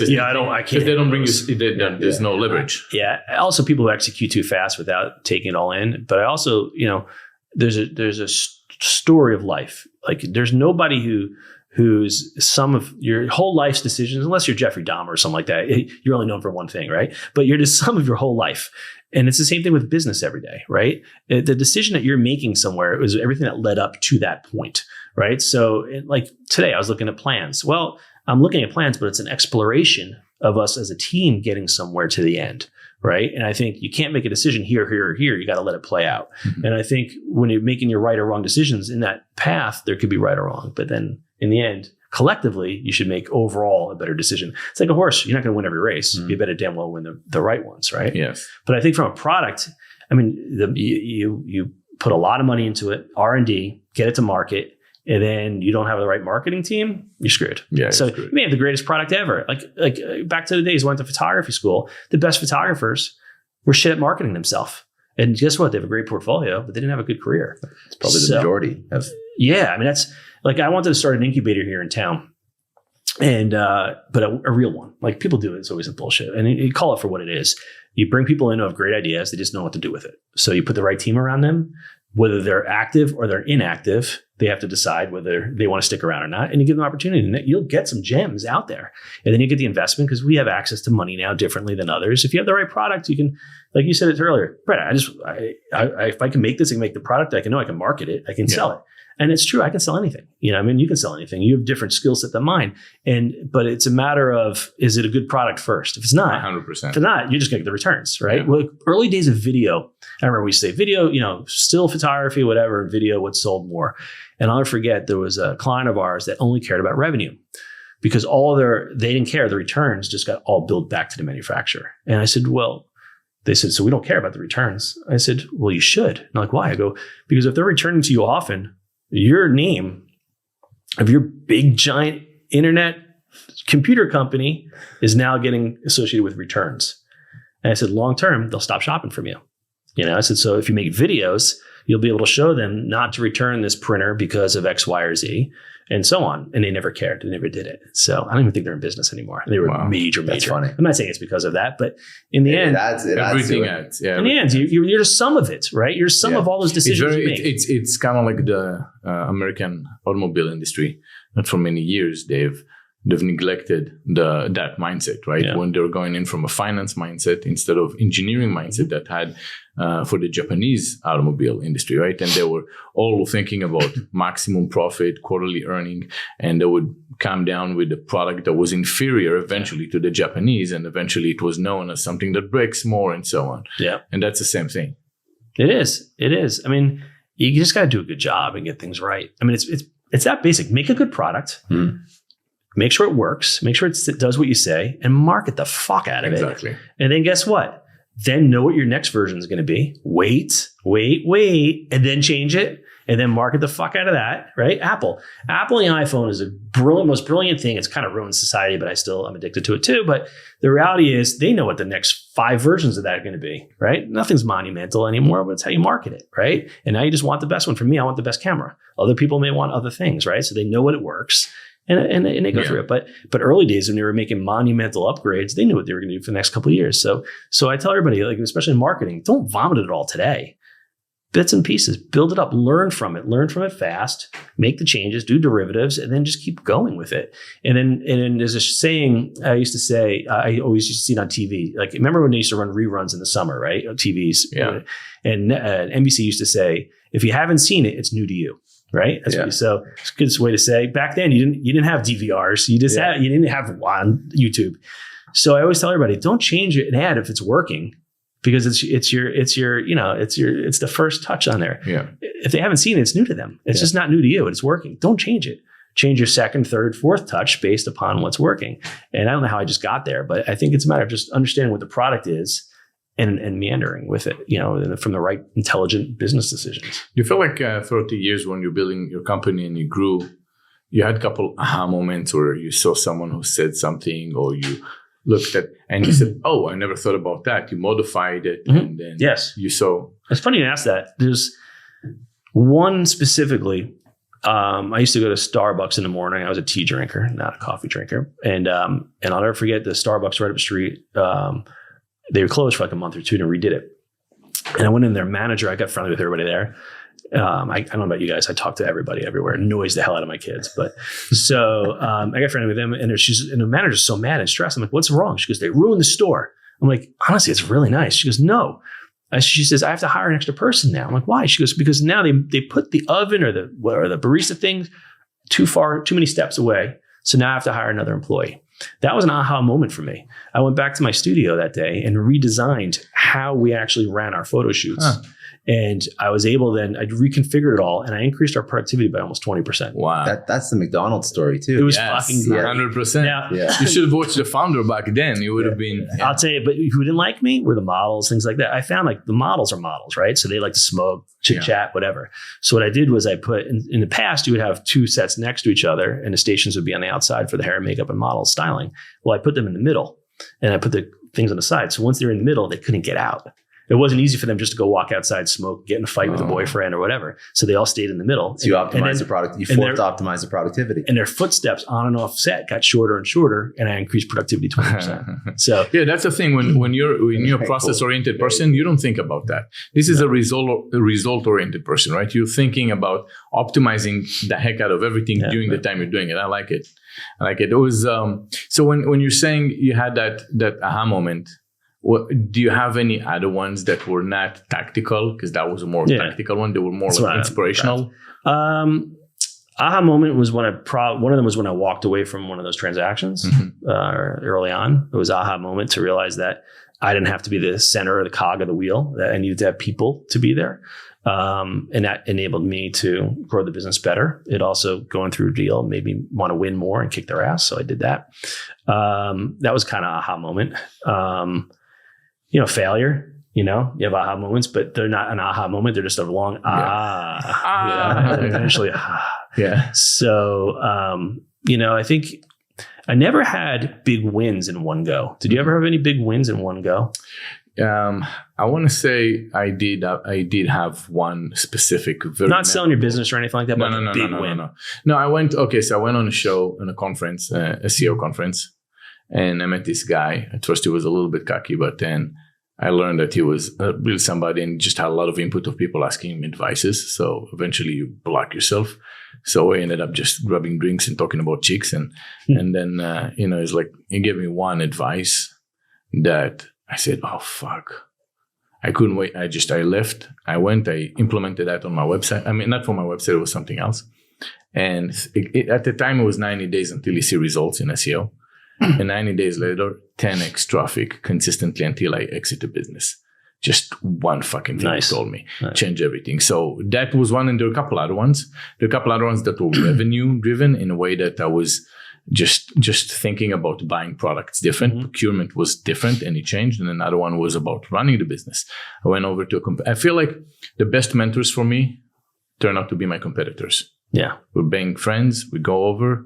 I look at the business. Good. I told him, don't you do it? I was like, oh, well, dude, you got to change that out. Do this.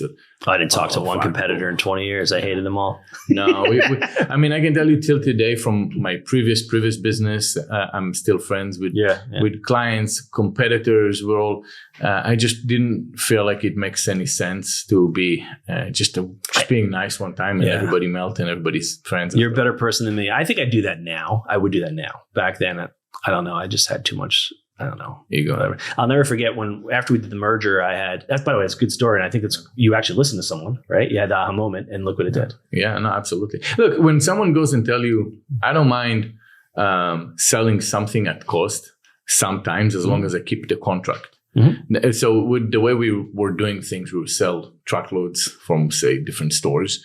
But there was always one guy that would buy 30 truckloads. And how the fuck is he buying 30 truckloads? I'm too small. I can't. It's like, no, it doesn't really work like this. There's a whole web of like me that would buy it from him. And you could always sell them. Mm-hmm. So for us, he would just make $300 a truck. And you would still keep the contract. But what happened when you keep the contract? You know what are the great trucks to keep in your warehouse. Yeah. Those are the ones that you make so much money on. And you just... So then eventually that's, and he would tell you, that's what I'm doing. You should do the same. Check that contract. Cool. And that was the change. That's how you move from 2 million to 5 million to 10 million. I think that's great. I think was that in your case though, because there was enough for everybody, you think? So we would, at first, I guess always enough. There was always enough, but yes, not. But then sometimes, exactly, it's not a straight answer, right? It's not a straight. But what it is you find out that in the other business we can buy off of each other, so we can be frenemies, and we can flip deals for each other, and we can both make money, and that's how it turned out to be at the end. With all of us, actually, there was not one single person that I ended up not. And it's great because when you exit the business and you get out, and someone asks you, "Hey, I want to buy some stuff," you say, "No, let me call this guy that was a competitor," and they would literally, out of respect, tell you, my cost. I'll just give you my cost. Yeah. It's for your father-in-law. Yeah. Say, all right, like make some profit because I don't want you to go. But it was like that. It was nice to see that. It's interesting to say. You have me thinking. I haven't thought about this in years. I would help the people that were smaller, the smaller businesses, but there were like 3 or 4 that were like not my size, but they were close. And to me, they were always bidding against me every week, so I couldn't. But anybody that was smaller, I was always happy. Yeah, but even that one business that you merged with, you thought there was competition there, but there was none. I know. It turns out there was, out of the 4 I thought there was maybe only 1 that was a competitor. So I would have been better off being friends with all of them all that time. So, and it is true. So I tell people, like I said, I do it very different now. Look, I mean, we all had. It's also very lonely to be a CEO. Yeah, and it's very lonely when you don't talk to anybody else. It's good when you talk good when you talk to other CEOs that are competitors. Because those are the only ones you can actually share. It's kind of like a support group, right? Like AA group, something like that. If I can hit my time machine now, Joe, thanks to you, I will go back and talk more. Well, now you can talk to all the other pickleball. It's funny you say that. It's funny you say that because that's a good point. I actually, at one point, I did start calling all my competitors, knowing when I was going to eventually acquire them or try to, but I was doing it a year or 2 before. So I was like, all right, I'm going to start becoming friendly with all these people. And what I found was most of them were lifestyle people. They loved their business, but they would never sell. So in fact, one of the guys I texted the other day, I haven't spoken to him in years, and my old business just lost one of the big clients that I brought in, no bullshit, maybe 14 years ago. And so I texted him and I said, I tried to buy you. You didn't say yes. Congratulations. You finally won. Yeah. But just know I wasn't there. So he didn't respond to me. Damn him. But I was having fun with him. But that's fine. But it was good for him. He won probably like an $8 million client. So, but it's I think you look back at I don't know about you, but you're a fresher meat out of the day to day than me. I've had longer time, I think. And you look back, and I don't know why. For some reason, I was like just analyzing to see how I could be different and what I can do, or where do you make your mistakes before, so you can just be more in tune with yourself. And I think that's what I've been doing the last couple of years. Don't you feel like the exit was probably the biggest teachable lessons any entrepreneur can go through? Learning so much how PE work or VC, just the whole process is so massive. So you just come out so different from the other side to learn how the corporate world thinks. And it is. I didn't know. I was naive. I dealt with corporate clients, but I wasn't corporate. So now that I've come out of that, now I can function in that world very easily. And I had to talk to banks, and I had to talk to investors, and I had to talk to people, and I had to build. I tell my kids, you could convince anybody to do anything if you have a good spreadsheet and a good PowerPoint, right? And that's so true. You convince anybody. It's a joke. Now, 90% of all spreadsheets are wrong. It's a fact. I love it. Whether they're wrong by like one cell or everything. But I'm not going to do that. I'll always be honest, and I'll believe in my numbers. I'll believe in everything. But you can convince people if you can show them it's marketing and data. You know, Excel. It's like this. Like the smartest man in a room might write on a piece of napkin versus the much less smarter person, and like 10% of that person, but he's going to make a better PowerPoint. They're going to get all the attention. They'll get the projects done, and that's where people fail, right? They just can't identify the real alphas, the real A players that are in the room, because those are not the one that focus on showcasing it. So it makes a lot of sense to go and teach the children whatever it is, just show it better than the other person, and you're going to win. But when you're too close to it, it's harder. Like I can go to like Zendu or any of these other people and help them build a deck to raise money or a deck for anything in quick, because I'm not doing it every day. So today I sat in my office. We're finalizing the deck for raising the money for the pickleball side, and whatever I raise, and then I'll backstop the rest. And so I haven't done it for a while, and I'm close to it. So I always tell everybody, shorter deck. It needs to be shorter pages. Me, I'm like, holy crap. So I lay out all the pages on the floor. I'm like, this is way too many. You know what I mean? So I make the mistakes. Because you feel like every piece of that business is important, when realistically, I want to tell the full story, but it's probably not. You don't need it at all. Yeah. No. When you look at it, one go, instead of you look at it digitally on a screen, it just goes next. That's how many iterations happens from the first deck that we've done with Baxi before we sold it. I mean, our first buyers were supposed to be big private equities. It wasn't. Do you know how many slides were in your deck that you used? I mean, there were. So curious. It's kind of hard to remember, but it was like I remember this. That's what I remember. I was like this, right? So how many pages are in this, right? So it started the first one that we didn't build it. It was our PEs and I'm sorry, our IB.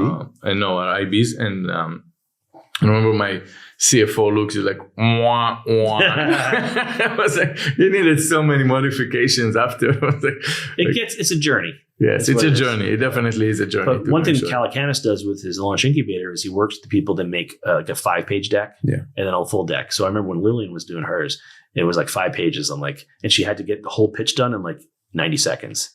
And that's where a debate class might come in, because you can talk really fast, but I think you can, if you're an entrepreneur who can sell your business or sell what you do and you don't need a deck, you're real. Yeah. I could sell you on what I'm doing without a deck better than I could with a deck. Yeah. So my first version of a deck usually has like 3 bullet points on everything, because I'm prepared to talk to you. Yeah. I'm just going to put it on screen. I'm like, listen, I'm putting it up here. You don't have to look. I'm probably not even going to talk about what's on the slide. Yeah. This is just, we're just going to talk. We're just going to talk. So, and then next thing you know, then the next version has like 8 million words on it. And then you find somewhere in the middle. It's on me. It's exactly the same. Yeah. So it's just like, I can't follow a process. It was so, but you know what, when one thing you do when you bring good investment bankers, what they'll do is they say, all right, now we're going to tackle you with questions. We're going to be the other side, because they prep you. You sit down somewhere in New York at Morgan Stanley, built like 50th floor or something like that. They're sitting down. There's all the food you want, and they're prepping you for questions. And they challenge you with questions. And they said, oh, you can say that. What? No, that's a big no. Like, all those, it doesn't matter how good you are as an entrepreneur. There's just some things you gotta learn. You gotta go through that process, and you gotta give it the respect, because you think you're like, I know it all. Like I'll sell anything right now if it's about my business. I am the business, right? No, they don't want to hear it. You need to hear why. They said, well, if we ask you tell me about your TAM. What is TAM? Total addressable market. Oh, okay. I need to know that. It's so funny because the first time I said TAM, I'm like, what the hell's TAM? Exactly. Right? Like you're so focused on your terms. I don't need to know those terms. What is that? It's everyone. You better know, and you need to tell them with numbers TAM. the total addressable market. This is the potential. So you better do that homework with them, and they got to be good. You can't just pick any investment banker. If you're big enough, you have to kind of like screen them. We did the first few we did. We knew were practice. He said, "Listen, we're going to these guys. They're never going to invest. It's just good practice for you." Yeah. And then the ones that matter, I'll never forget. I broke down crying after one of them because my investment banker was kicking me so hard. Really? He says, "You keep doing this, you keep doing that," and then the other guys and the other because they hit a spot with me. I don't remember. I might have been too truthful because I'll tell you what I didn't care. I'll tell you what I think. And I was like, oh my. They're talking about the sexual harassment part. No, trust me, man. My whole world was about. We had models in that place every day. I was the nicest guy ever. I promise you. So. But TAM was funny because I remember there was time when they first came in and they said, listen, we need to get a good CEO. They need to be Six Sigma black belt, right? And I'm like, I had no idea what that was. Right? What is this, by the way? So project management. It's a certification in project management. Okay. How it's I've never done it myself. I had no idea. Truth be told, dude, I'm like, they want a guy who did karate. Right. That's what it sounds. Yes. And I'm like, I would have done karate more. I don't know. Yeah. So I really believed it. And I kept saying, we need 6 big black belt. I'm like, what's so big? I get that. I get it. When you're karate, it's like a composure. for you're strong. It's Is so that funny. like? Do you have like? I know people who are like artists and scientists. You have to be a 6 black belt. Like, is it kung fu? Is it jujitsu? That's such a weird thing to ask of a CEO, though. They wanted it because they felt that the business needed more process because creative worlds you can't. So, but funny. So in the end, I have it in my office. I think at home still. So my guys in the office made me a picture of Bruce Lee. And it was kicking and in the top it said 6 Sigma black belt dummy or something like that. It was funny. It's good. That's so funny. But you don't know these terms until you live it. I had to learn. No, they're all corporate terms. I interviewed this guy recently for Zendu, and he's hired and works there now. He's a great guy. He's in sales side, sales and marketing, and he used way too many acronyms. And I'm like, I don't understand anything. That's annoying as hell. Anything you just said. I said, but he's from call center world and it's just acronym after acronym. I get it. But I was like, but someone from me, I said, I'm not classically trained in all the things you're talking about, but I know how to run a marketing strategy around it. Yeah. Just please use real words, don't you feel like a lot of the bankers, when you go through a process with them and they start using all the terms, maybe with you, they won't do it, but with someone else in your team that is not the CEO founder that's about to cash out big and so on, they might look at them as a less than and kind of like look down at them because they're not. I can't tell you. I built the business and I felt more inferior in all these rooms than anybody else always. And that's, I don't accept, like, shame on me. Yeah. I'll be honest with you. These, you think about it as they're in private equity. I respect them, but they don't know how to build businesses. Yeah. It was a private equity group years ago. It came to my studio and they said, listen, we're creating a brand. I'm like, well, you don't usually buy them. No, we're creating it. I'm like, all right. And I'm like, well, why don't you buy it? He goes, because we're really good at buying them and really good at ruining them. No. So I was like, that's funny. It's a good self-aware. So yeah, that's a good job. Maybe you shouldn't be in private equity then. But they did a shit job of this thing. So, it's whatever. It's great. It really comes down to the people that I remember when I brought the first partner for BoxyChan, a company called Scarp Riley. And let me tell you, every credit I can give those people, they made me a better CEO. There were only them actually looking at us. There was just one more phone call at first. I didn't think anyone's going to buy a piece of this business. It was just sitting out of a garage, a side business to my main business. It was just weird for me that we even got an offer because my IBs told them, if it's less than 20, don't even bother. The fuck is going to put 20? And we got an offer, right?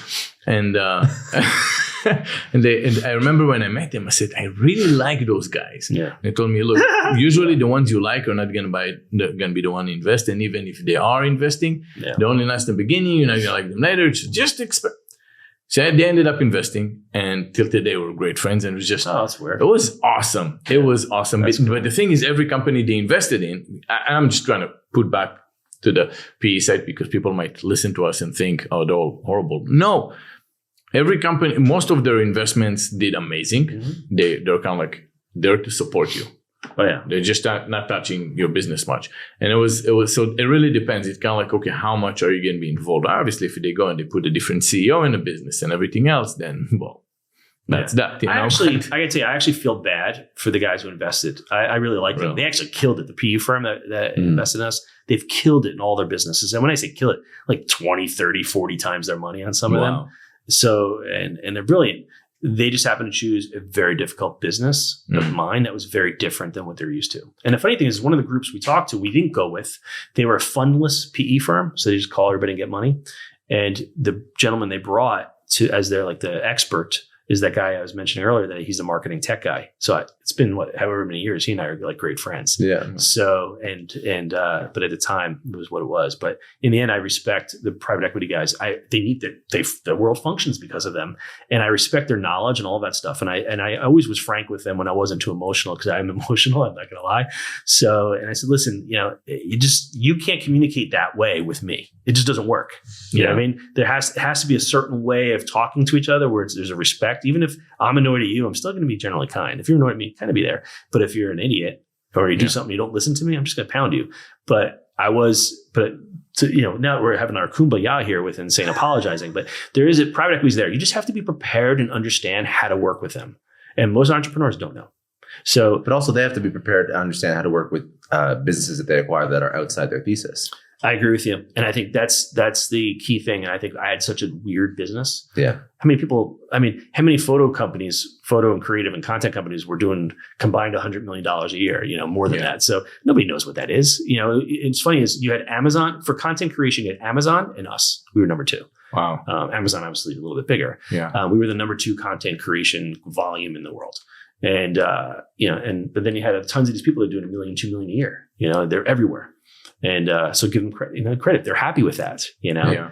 So but if you're private equity, nobody's invested in that space before. You're like, you get that flag, you're going over the hill. You don't know what's on the other side of the hill to put the flag down. What are you going to do? Is there someone going to get out and kill you? So, and it's a tough business. Money allocation is a tough business because you look at different companies, especially in a very dynamic world today, where you look at, say, beauty companies. And I'm just spitting what another PE told me at the time when they're looking at Boxy. They said, look, at the time, you would look at makeup brand and you would say, all right, if you're at 50 million now, there is already a path if you go to more doors where you're going to be at 500 million in the next. It all died. It all shuttered because now you have so many brands that you don't know if you come in at 50 and that's where it sticks and then goes down. You have no clue. So you're like, what is the price we need to go in? That's where that fancy word TAM comes into play. Exactly. That's where it comes into place. Exactly. And it's I got to tell you, now that I look back, we were scraping the top of it. The total addressable market was far larger, but our business potentially had the ability to scale more, but you couldn't put too much corporate structure into it because then you couldn't hit the price points that you needed to hit. So our TAM was maximizing because we were burdening. Do you feel though that your business, if you were to stay in that sale, in order for you to, your company name was what was it? The first one before we did the merger was OneKreate, and then eventually when we did the merger, it was called CreativeDrive. And now it's not even called that. It was acquired by Accenture. So let's just say OneKreate. Okay. So you said, well, OneKreate, say you didn't do the merger because there was no sale. So you didn't merge and all that. And you say, well, in order for that company to go from 40, 50 million a year, it can be OneKreate. It needs to be OneKreate 2.0.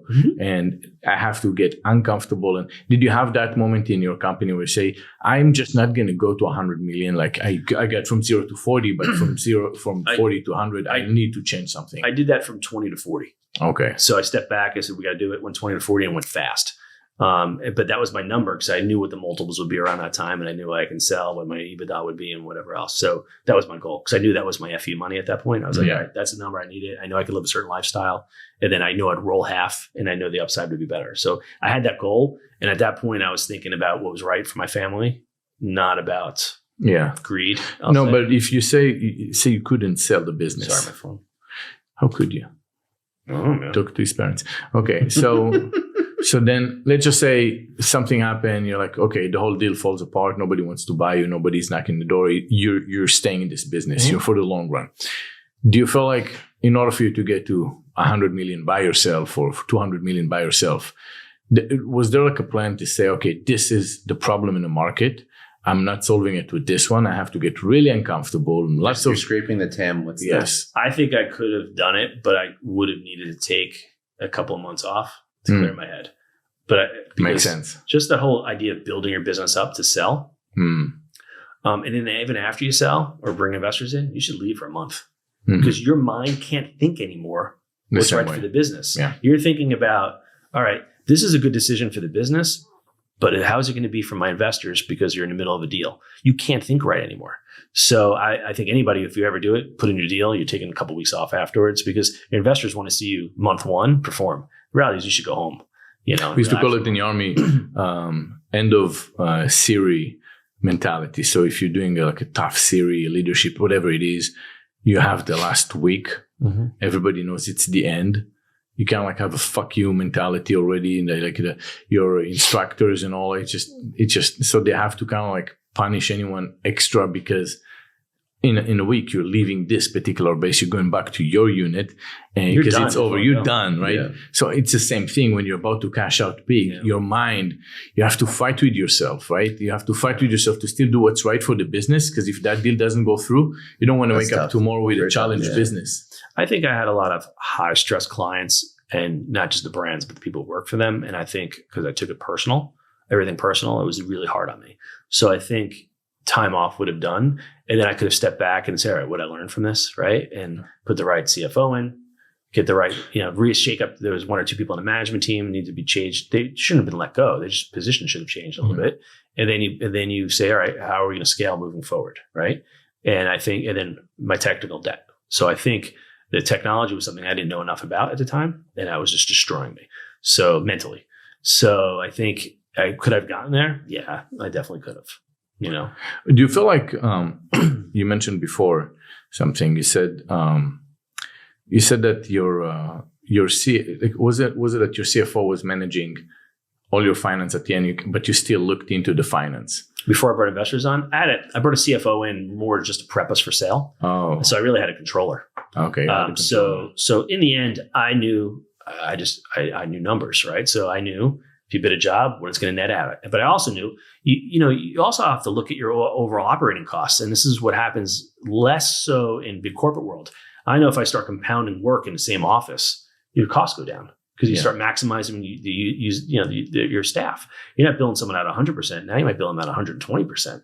So you start realizing that you can start doing those things. So you know that's happening. So you know when you can give and take. Wow. And I think I was able to make those decisions because I didn't have a board to you can do whatever you want. I can do whatever I want, knowing in the end the EBITDA will just grow. Yeah. So I have a question about the past business that you did build for some sort of exit or acquisition event versus what you're doing now with the pickleball complex community. Is there a different mentality when you're going in? Yeah, because you're building this as lifestyle now. Well, potentially, I think any business you can always sell, right? So, but you shouldn't go into the business saying you're going to sell it. I mean, some people are that way. That's not me. If you do the right thing, the profit comes. In this case, I'm building it to run. I want to work as hard as I could for the next year or so, 2 years, make sure it's doing what it needs to be doing. And then I still want to enjoy the world. I may open another location if the opportunity comes, but I'm not looking to open 20. And I might get into the business a little bit. I've already looked at investing on the paddle side and other areas in the business because I think there's opportunities. But I'm looking at it differently now. I'm also looking at it from a cash flow perspective. I miss having checks coming in.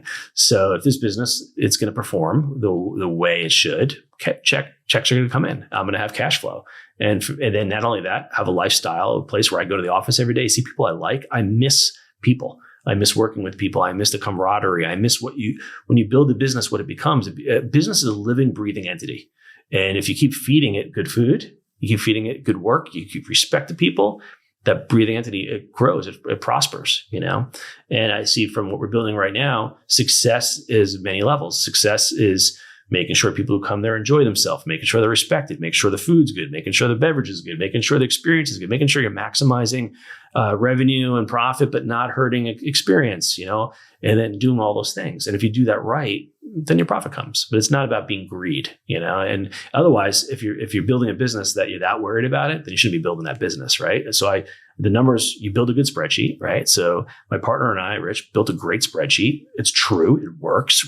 It's been tested. It's based on data. So we know it's going to work.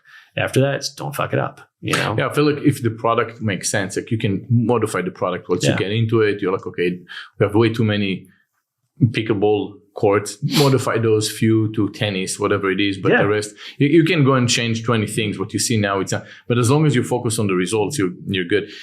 This is definitely something that everyone that I know that exit, and I keep bringing it up over here, that I had my exit and 2 other friends of mine had their exit within a month after me, each one of them, and bigger than mine. And all of us run the same scenario. You just, I don't want to touch that money, and I don't have any more coming in the way it was. And one of them makes $300,000 a year salary. Was on our shows, like something like that. So his lifestyle is way over that. Just his house, the taxes on his house is going to be more. He bought something, and that's right. We have to pay our tax bill this week. Yes, I paid mine. I put it on. I do mine the last day. The last day? You put it on credit card. You paid a 2% fee. Yeah, I did. I was just too busy, and I was. That shows you how cheap I am. There's no way I'm ever doing that. I don't care how many miles you get. I wonder how much you pay, because you built your house, right? So how do they value I'm way luckier than you, because I built the house. My tax is still a fortune. Keep saying that. Yeah, tell me that so I can feel great. Yeah. Well, I'll look yours up. You just go to bcpa.net. I'll figure out what your tax is. It was fun. One time I had an employee, I walked into the office and they had the tax appraiser site up, and it was my house, this house, my old house. And then they had my house up on their screen, and I double clicked it. And I'm like, let me see what you got. And I go, you could have just asked me. Yeah. You know? It was so That's funny. so funny. Now the boats go by, so they know, they're always telling Are you part of the tour? Yeah, but the information is always wrong. Oh my God. They got it right for a week, but it was boring. How do you lower your taxes, by the way? You don't. You can't. You homesteaded this, right? Yeah. That's all you can do. Because you get all those letters from people saying that they can lower bullshit. It's all bullshit. Yeah. You can ask them. They're just going to take a percentage of whatever they lower, I did that. I tried. I got nothing once. And I was told I was lucky I had what I have. So, because if you build your own house, you're not really, you can get in. It just works out. Because if I sold my house now, the tax bill, whoever would buy it would be like $700,000 a year. Yeah. But if you're buying that house, you can afford the tax bill. So I wouldn't buy the house now at that amount. I couldn't afford it. Yeah, that's a funny situation. Well, listen, I mean, this is great. You came over. Definitely amazing. I mean, Scott has ADD, as you notice. You talk. He's looking at the ceiling. We're going to talk. I was only insulted once. Good. Yes. Thanks. I try to keep it 5. That's all I'm going to remember tonight. Under 5, it's a win. Yeah. Go home tonight. Like, I can't believe he asked me a question. Just started drinking water. Yeah, but he's a nice guy. No, I was drinking tequila. He was drinking Don Julio. Well, I think Joe got me drunk on licorice before we came up here, so I have a little bit of a sugar high. I'm thinking the entire time. I mean, while you're talking to me about, I'm thinking about the sugar that in my fridge. Oh, I'm done on that. You're both going to sleep so well. I'm done on that. Now I'm going to go home and start my next business. But honestly, I can tell you, I'm doing this thing now, but I have one more big business in me. I just don't know what it is yet. Good. Oh, really? When it's time, I'll figure it out. But right now, I'm happy just to do. I mean, I just want to go to work again. I just want to see people. I want to do stuff. Money. I'm not there yet. Your investors make you money if you put your money with the right people, and they have good months and bad months. In the end, they do their job, and you have to have ones you trust. No matter how, I dick around putting money in the stock market or whatever else. I never know when to sell. I might go up 400%. I was genius, but I never sell. Next thing you know, I'm down 20. Yeah. You know? So did you pull your money out? Or? No, I left it in. I looked at it as with my investors, with my the bank. I'm like, they have the plan. So they sold a bunch. They know what they're doing. Let's let them do it. But I didn't need the money for our next couple of years. So if you come down, you come back up. By the time I sell it, I'd be paying tax. The data makes sense for me to not do it. But I know people, like you said, you pulled out, or a lot of it, right? Yeah. So, and I don't disagree. I mean, everybody does you have to do what's right for you. No, in the end, you do what's right for you. For me, I don't need it. I know I have enough in the account for the year or so. What was the percent? I mean, mine was high percentage in the market, and that's why I felt. What's funny is just before it tanked, I started selling off bonds because I felt it was starting going down. Yeah, that's good. So I started selling bonds and putting in the market. So I took a big loss fast on that. I just took the loss. So a good tax write off. You throw it in an index fund and you throw it back in. But so in the end, honestly, I haven't opened the app. If I go to my phone right now, the app probably has to reinstall. I stopped looking. So wow, I have my call. I trust them. And, that's one business I was thinking at the time. Like, say you're buying Bitcoin or anything else, right? It's very hard not to look and not to sell, not to do anything, right? And you say, okay, can you sell a service to someone and say, look, we're going to buy you anything, like securities, whatever it is, right? You can't look at this, you can't touch anything for 20 years. And for that service, this is the amount. You can't look at this. Just ignore it was even there. They do that with some crypto. You can stake assets for a period of time where it's locked in. But I think it's a year at a time. year at a time. I don't think it's more than that. I'm not a 10 crypto years. genius, but I don't trust anybody enough for that. Crypto. How can you not trust crypto companies? Why would you not trust crypto companies? Before it tanked, fear of missing out, my tax bill was less. Yeah. So I took whatever was left and at FOMO, I threw it in. And I was up 50% in a week and I let it ride. And now I'm down 50%. Don't blame yourself. Anyway, I mean, I put so small amount, but once I break I'm even, down and once I break even on it, I'm gone. There's a need for it. It's not my world. And I found I'm better off building businesses and letting the financial guys make me my money. I'm getting out of it on this. I mean, I know so many people like, what do you do for a living? I'm in the crypto business. I'm like, yeah. What are you doing? You know what I mean? Yeah. It's like, what are you doing? You're buying crypto. How exactly is that a business? And now most of them are working again, the jobs, you know. But listen, if you could, it's all about, everybody's a genius to get in, but nobody's a genius to get out. Yeah, that's true. That's not my job. Well, Brad, that was awesome. Thank you. Thank you for coming over. You have a long way home. I do. We're going to go and I hope not get to stumble. you to the airport or something. Not to get hurt. Yeah. It's very difficult.